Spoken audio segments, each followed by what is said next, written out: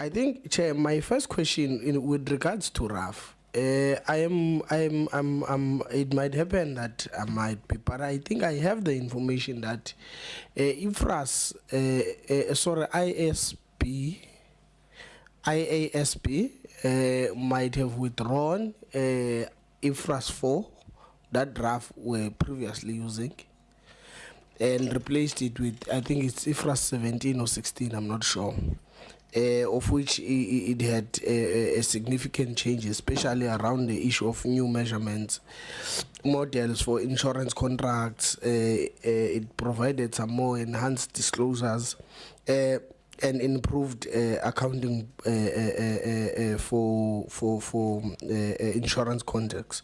So I just want to check if the minister and the department is of the view that RAF should go back to using IFRAS. Which one? Should they go back to 17 or IFRAS 4? I think that's one.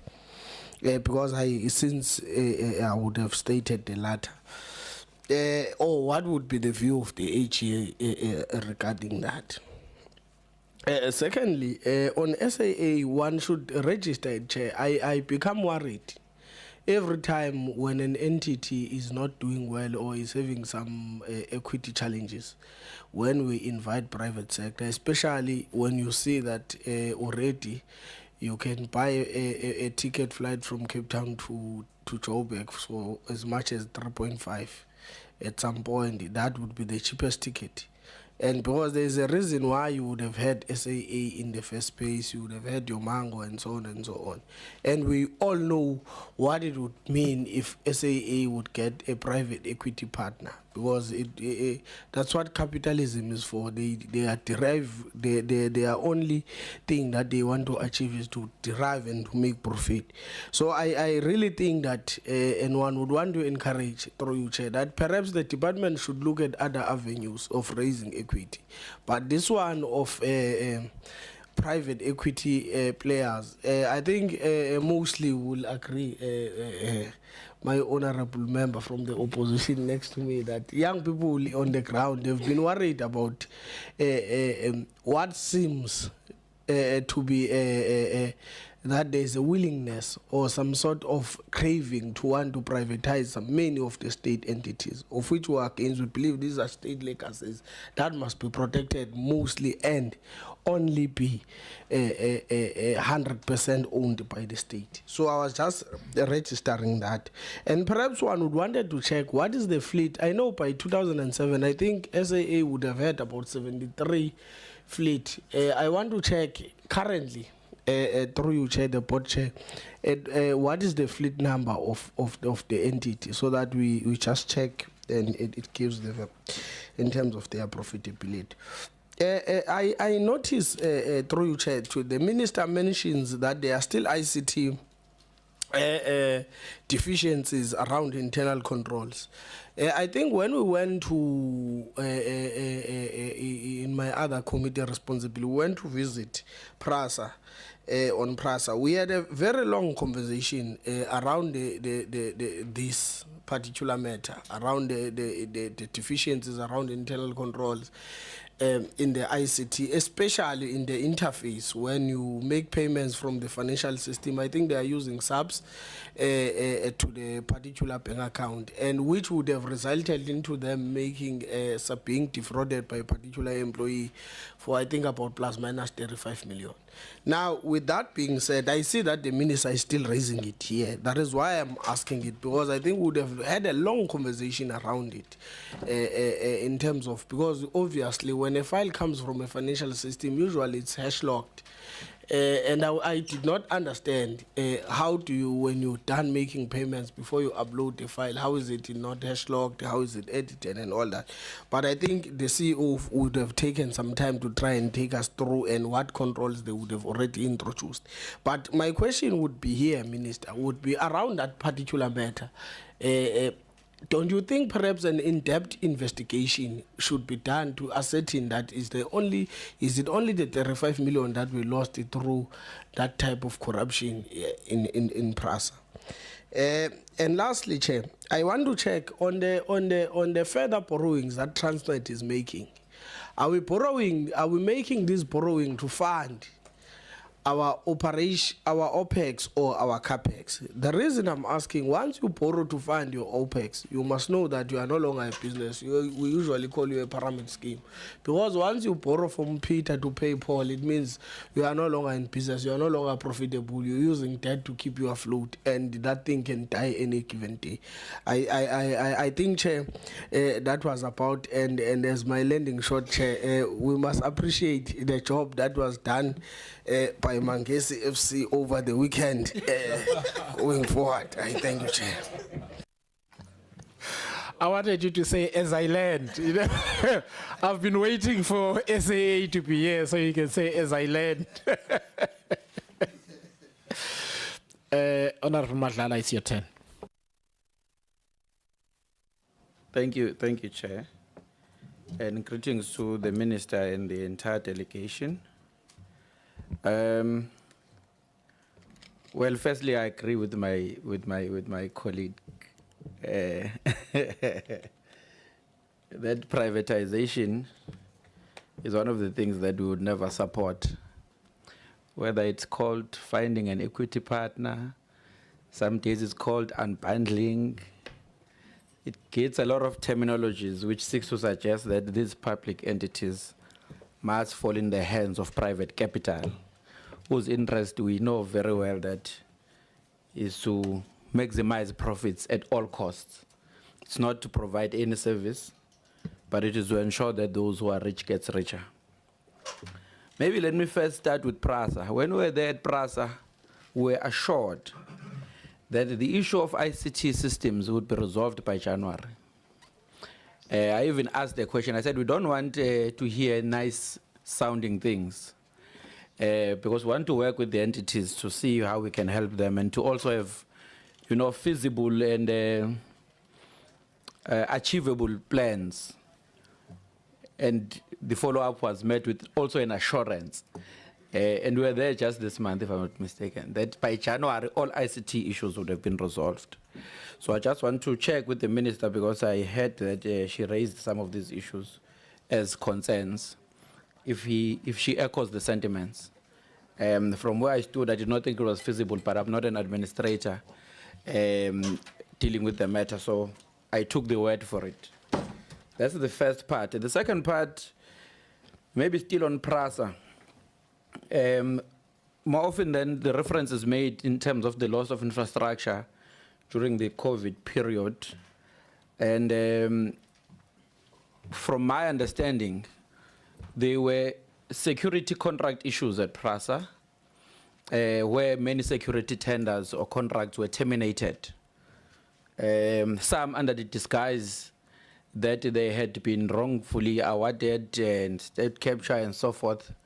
And that was implemented against many advices not to do so, particularly if you are not replacing them with any other contracts. And according to my information, that left the infrastructure of Prasa vulnerable because they were abruptly terminated. Some of the matters I hear that they are in courts. Some of the companies are winning against Prasa. But I want to understand what has been the consequence management in that regard, because if there was a haphazard decision to terminate contracts without putting a contingency plan in place to protect the infrastructure, and then the infrastructure got vandalized and so forth and so on, which costed a lot of money, someone has to be held accountable for having made that decision.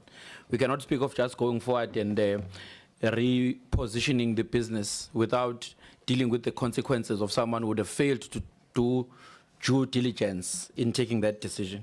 So I want to get clarity in that regard. If there's another explanation beside what I'm saying on why the infrastructure was vulnerable, I think the explanation will also be accepted so that we can verify it against facts as well.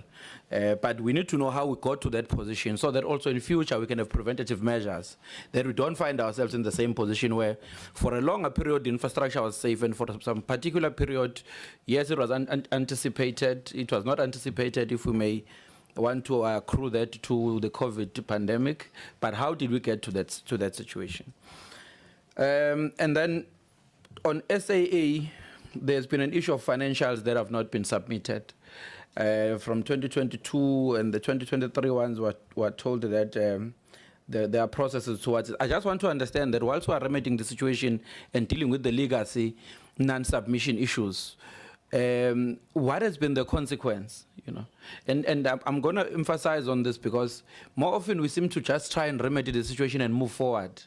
And I'm not sure if we draw lessons, because we must find out why have we not been submitting, and who has been responsible for doing that, and what are the consequences of those non-submissions. Because it should not be a practice, a general practice that we don't submit, we move forward, whoever gets in then tries to go back there and do a job that someone else was supposed to do, or that someone else did not do properly. Why have we not been submitting financials of the state-owned entities, which is very critical, for so many years, and now we're trying to put everything together and move forward. Well, good and well, but we need to deal with that so that we also never find ourselves in the same predicament of these non-submissions.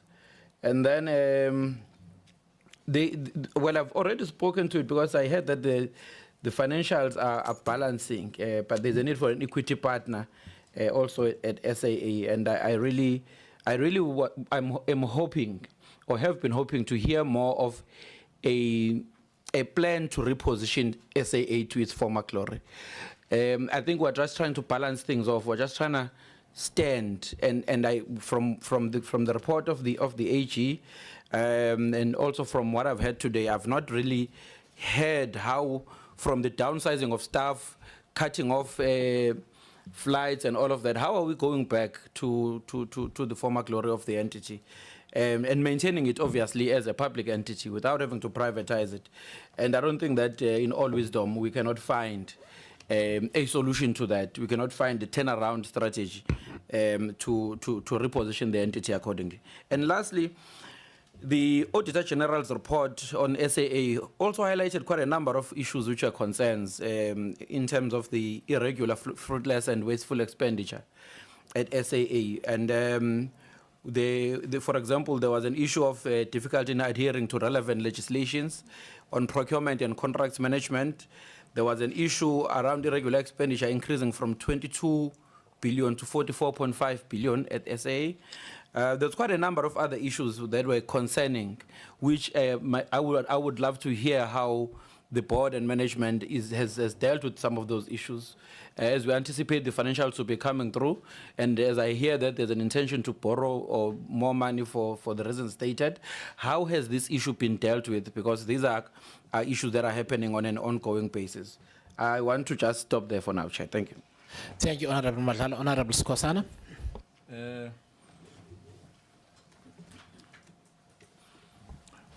Honorable Chair, thank you very, very much. Can I have a last bite? Because I've got some issues which I'm preparing here. I'll have the last bite. Okay, so I should come back to you. Yes. At the end. Okay, Thank you. I will do that. Honorable Kubek. Thank you, Chair, and greetings to the Minister and her team. Chair, there's so much here.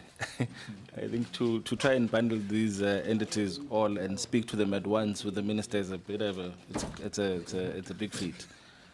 But I would like to echo some of the sentiments shared by some of my colleagues here, in that when we speak about we've got very fancy words for privatization. And at the end of the day, it's all privatization. And again, we will not support that. Because what you see happening here is, I've said this in the Portfolio Committee of Transport as well, that the standard technique for privatization is to defund, make sure that things don't work, and then people get angry and you hand it over to private capital. And that's exactly what's happening with our entities. And I think the department needs to know that we understand this, that's a standard, that's how you privatize. And from where we stand, we do not want to privatize strategic national assets. So we need to know, and we need to have people's heads roll, people who have been doing this deliberately. Unfortunately, some of them are no longer with us, people who knew exactly what they were doing, and I think everyone here knows who I'm talking about.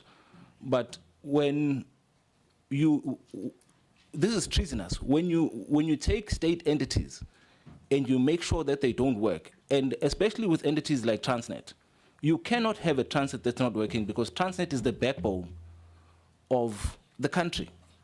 It's the backbone of our transport infrastructure. It's the backbone of everything. Everything that comes into the country has to go through our ports, which is Transnet. Everything that leaves the country that would actually increase into our GDP has to go through our railroads and transport. So the minute we start to defund, for instance, Prasa, we've got derailments all over the country because Prasa has been deliberately sabotaged. And we know that it's deliberately sabotaged. If you ask that who has been managing the downfall of these entities and where are they now, they're still enjoying fat, cushy jobs wherever they sit. You've got people at Transnet who are sitting here, Minister, that are, and let me make an example for you. You've got, and I'll name names here. You've got a company called Liquid and Datacentrics at Transnet. Liquid and Datacentrics run parallel and they do the same thing. The one of them, the contract ended 4 years ago, but they're still getting paid today. You've got managers there at Transnet telling you that no, we are managing the handover from Liquid, I think, to Datacentrics, and I stand to be corrected on who's handing over to who here. But 4 years later, they're still telling you that no, they're handing over. And this is the cost of millions. And I believe that this year alone, they've been paid over 74 million, almost 100 million rand that they've been paid to date. And Chairperson, both of these companies are running concurrently at Transnet. And then people are going to tell you that, no, we've got the most competent people working for Transnet. They're incompetent. They're incompetent. Because now, I think, Chair, and through you, we need to get to a position or get to a point where we actually ask for the qualifications of these people who work at Transnet. Because I believe that those people are incompetent. We have not even brought in our B team. This is like the C team or the D team that's running Transnet. And now I think it's irresponsible for us as a portfolio committee, especially Scopa, and this is for Scopa and Transport, to not vet the people who are running these entities to make sure that we've got the best people running these entities. We've got declines in volumes at Prasa, extreme declines, yet you hear the department saying we must privatize. What do they call this thing that they want to do at Transnet? It's, what is it again? What is Describe it, maybe. It's vertical integration. Vertical integration. That's not going to work. They know that's not going to work. They know it's not going to work, because now you're saying vertical integration, but then the other day we sat with the CEO of Transnet, and he said, we do not earn money if we do not move volumes. If they do not move volumes, but they want to take those volumes and give them to private sector, what do they mean? You are not moving volumes, but you want to take the same entity and give it over to, you want to take the same work and give it over to private capital. How are you planning on making this entity viable? How are you planning on making this entity survive? The current loss position of Transnet of 7 billion rand, it's not acceptable. 5 years ago, 6 years ago, 2017, 2018, that entity made a profit of 5 billion rand. Profit, 5 billion rand. 5, 6 years later, that same entity, the very same entity, is working on a 7, it's actually, it's not even 7, it's actually more. More than 7 billion rand loss. How is that even possible? I don't get it. I beg your pardon? Yeah. That's why you need to privatize. No, members. When you privatize, Let's not interrupt. I can answer. Can we please let take you on that one? Chair, on Members, a point of order, Chair. Gladly take you on that members. one. On a point of order, Chair. Take you on that one because I think we must agree that we stand On a point of order, Chair. Honorable Kubega, I want to deal with Honorable Atkinson from the chair, Yes, Chair. please. So, members, can we please? Can we please? Or was it Honorable Esak? Okay, Honorable Esak. So can we please? This is question time. Can we please not interrupt members when they are asking questions? We're not going to go through this process in the time that we need to. And secondly, we're going to interfere with the decorum of the meeting. So please, can we let members ask their questions? Just on a point of order, Chair. The bickering has been happening here. They are very irritated when members are speaking against privatization. And he's laughing and I'm on the floor. This is unacceptable. And we've been ignoring this because there's a decorum that we keep in this house. Now, for him to just blatantly disrupt another member like that when his turn is coming is uncalled for. And you must rein on that, Chair, because we equally can do that. So when we raise issues that they are uncomfortable on, they must stomach it, because we are going to speak against this issue. So this nonsense must not happen again. Honorable Prasa, I've now dealt with the matter as you had. Members, can we please give each other time to ask the questions and let the minister and her team respond? Thank you. Please proceed. Yeah, yes, thank you, Chair. And on to answer Honorable Atkinson, that same thing I'm talking about now of vertical separation. Okay, well, both of you, the same issue of vertical separation, it will not work. The numbers of these entities do not support that. If you want to hand it over to private capital, I understand from your point of view, from your political parties, that privatization is the way to go. But from where we stand, privatization is not the way to go. And then just lastly, Chair, the leadership in some of these entities, especially ESCOM, it's not competent, Chair. Can we get the minister to possibly sorry, just to be certain, you mentioned ESCOM, and ESCOM is under a different minister. No, sorry, Transnet. Okay. Excuse me there. Transnet, the leadership at Transnet, it's not capable, Chair. Maybe, is it possible for us to ask the minister, I'm not sure when, maybe through written submission, if she can get us the CVs of these people who are running that entity, because I strongly believe that we've got a properly incapable team running specifically Transnet. Thank you, Chair. Thank you. Now, we love written submissions here, so we can ask for that. I said minister now, Minister Skosan. How can I appoint you as minister when I'm not the president? Honorable Skosan? Maybe you are prophesizing, Chair.